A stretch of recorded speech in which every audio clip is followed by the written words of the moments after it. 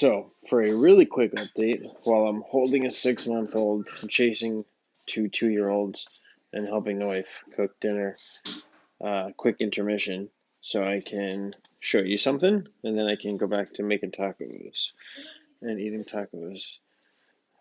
Huh? I'm not doing either of those things now because I'm recording a video.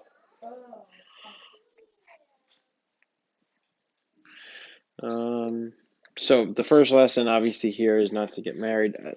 Besides, of course, the fact that the baby girl. I wasn't talking about mama. I love her. Hey, it's okay. The 1/6 extension that I've been talking about for days. Oh God, come on. Hey, the 1/6 extension I've been talking about for days at 62K hit like with incredible precision. My wave 3 target, like, with an absurd amount of precision. So I entered into a short there. I didn't liquidate all my other trades or anything because we are hyper bullish. When you're hyper bullish, this is what you see. Watch. Whoops. I didn't mean to do that.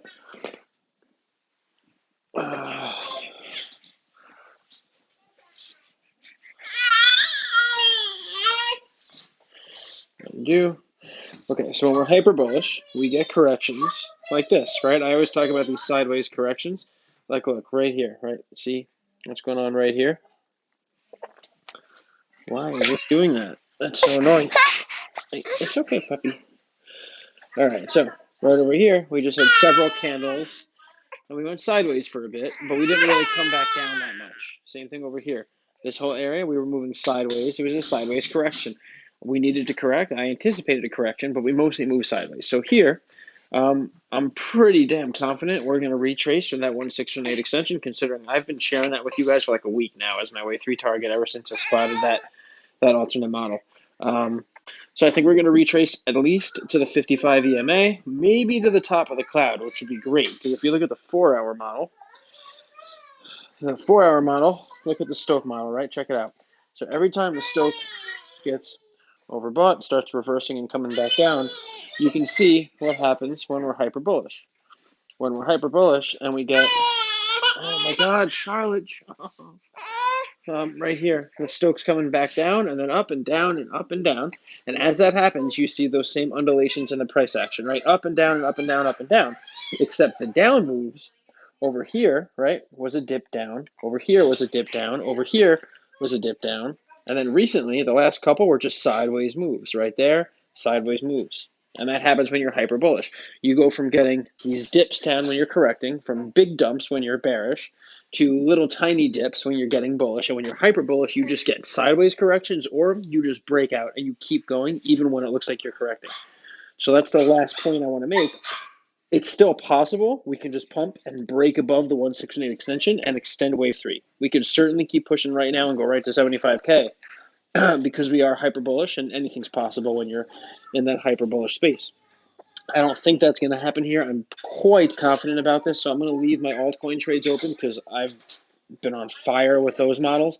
If you watch my last few videos, you saw my FIL model and my key model. I mean, the level of precision with which I predicted these breakouts is scary. I mean, my model is so locked in right now. It is just built for this market. It's incredible.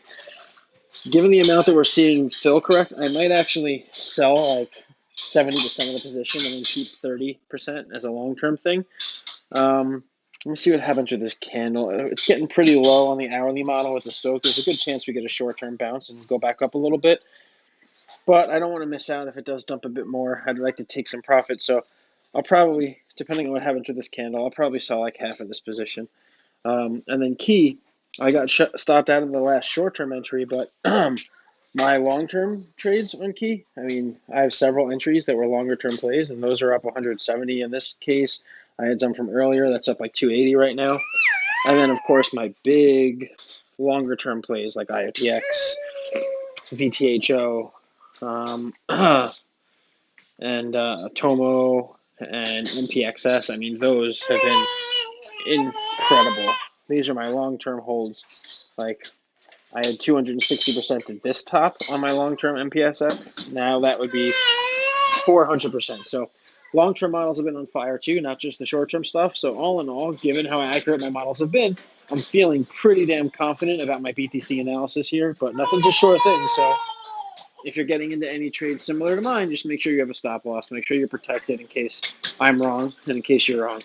But I'm thinking this model's pretty spot on. Let's see what she does.